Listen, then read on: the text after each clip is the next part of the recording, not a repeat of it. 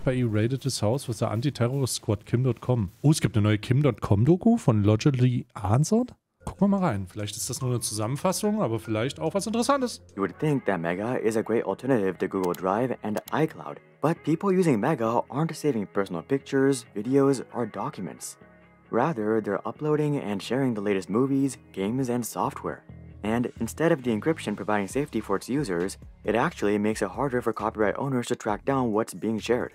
Any other founder in this situation would probably freak out, given that they don't want to be hunted down by the FBI.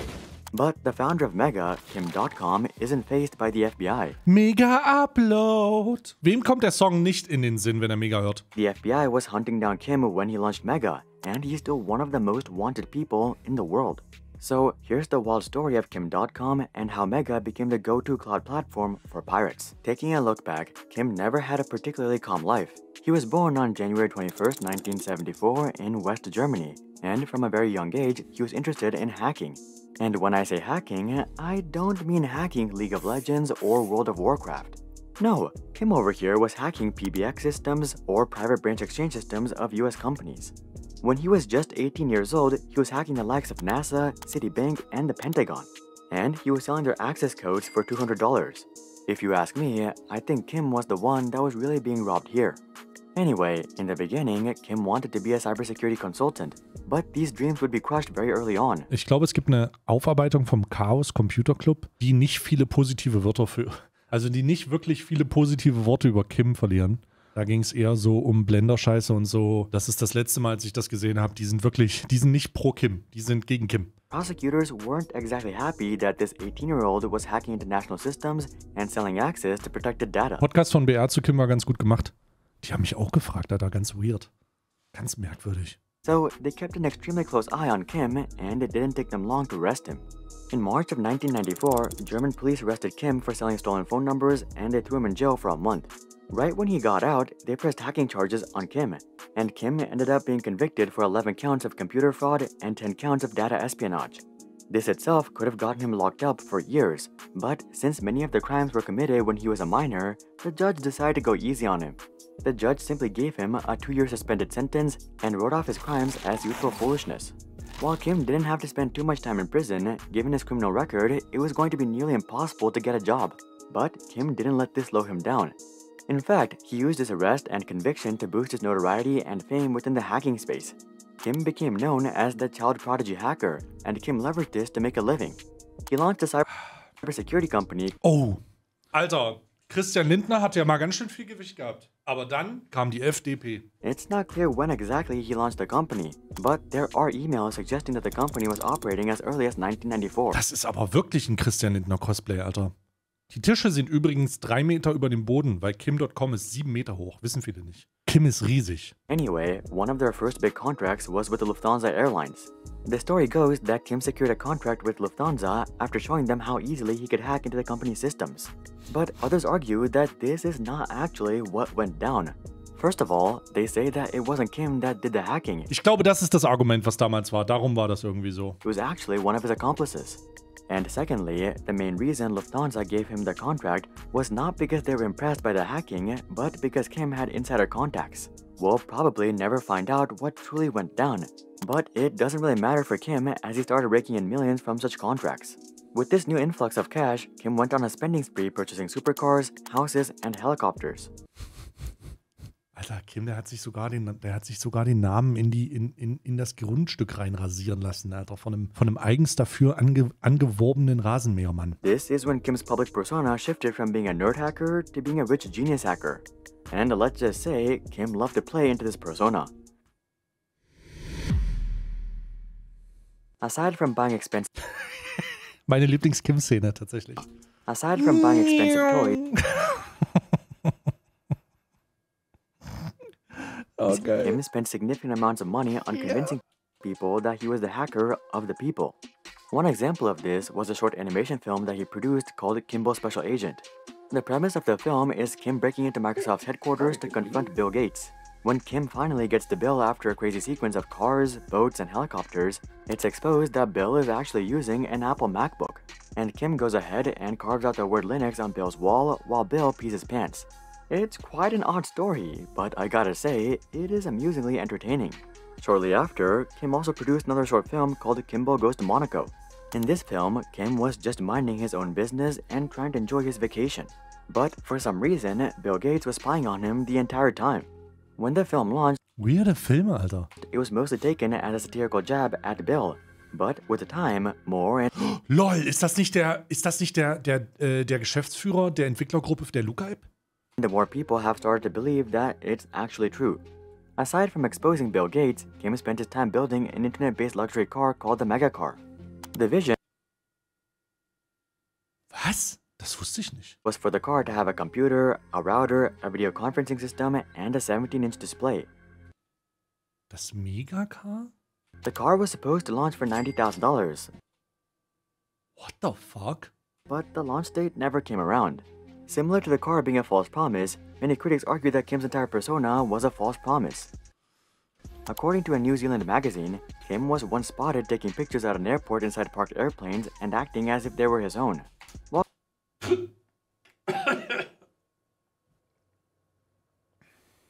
Kim may not have been as rich as he showed off to be, Kim was doing better than ever before. In 2000, he sold 80% of Data Protect to a German conglomerate named TUV Rhineland. The acquisition price was not revealed, but it was likely in the tens of millions. Kim could have called it quits right here and lived a lavish life for the rest of his days, but Kim was never attracted to the dark side because of money. He liked the dark side because of the thrill, and it didn't take him very long to push it too far. In January of 2001, when the dot-com crash was starting to take full effect, a company called Let'sBuyIt.com was nearing bankruptcy.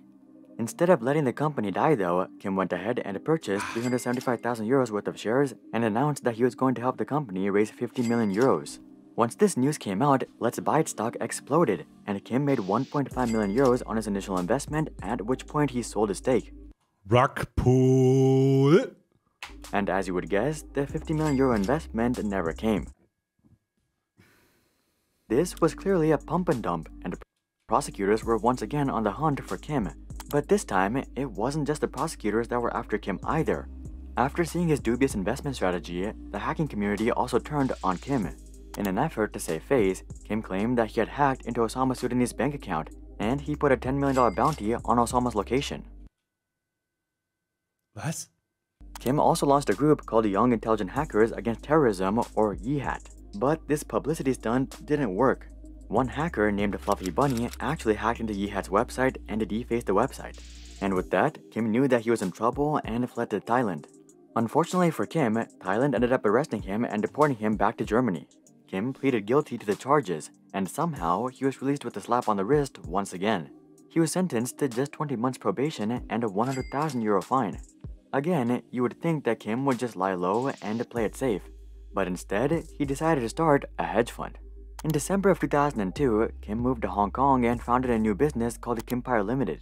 The company's first subsidiary was called a Trendax, which promised to leverage artificial intelligence to generate 25% annual return. Alter, das waren noch so wilde Zeiten, wo du einfach, weißt du, wo der coolste Rechner auf dem Markt noch ein Alienware-PC war. Das waren wirklich, das müssen verrückte Zeiten gewesen sein. Given Kim's past though, he was not actually allowed to take in investments or trade. Nonetheless, Kim tried to lure in investors using the crazy returns, but this didn't lead him anywhere. So, Kim tried launching more businesses including Data Protect Limited, Investor Limited, and Monkey Limited. None of these really caught steam though until he delved into the file sharing business. Krass, also das war bevor Mega Upload überhaupt da war, okay? By the time Kim launched the file sharing business though, he was well aware that his reputation was toast. So, he decided to start from scratch and rebuild a new reputation.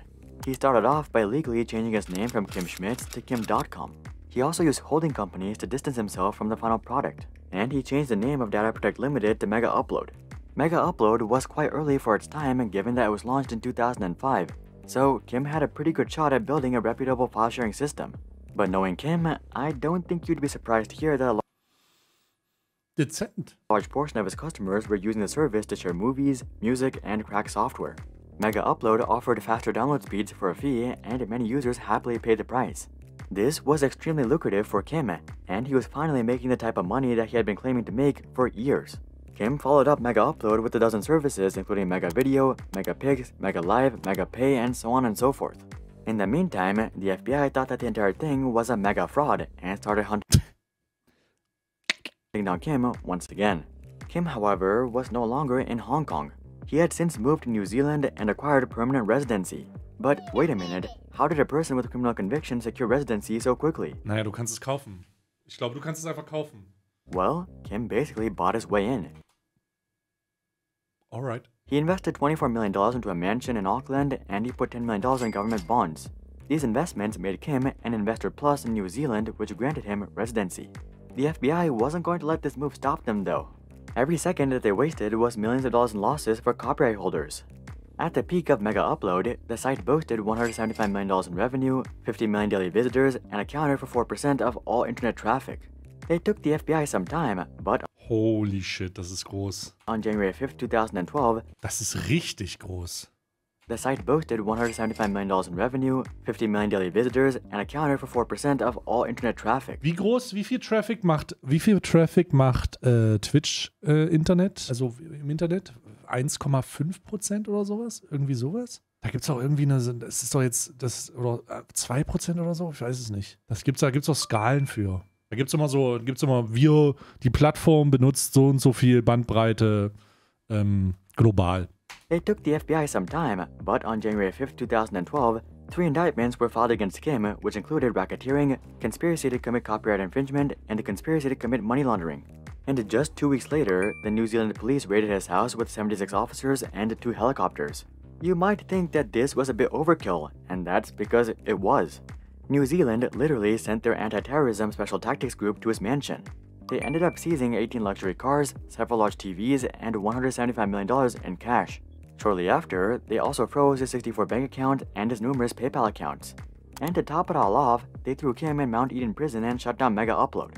It seemed like this is where Kim's story would come to an end. But really, the FBI hadn't accomplished anything. All they had done was poke the bear.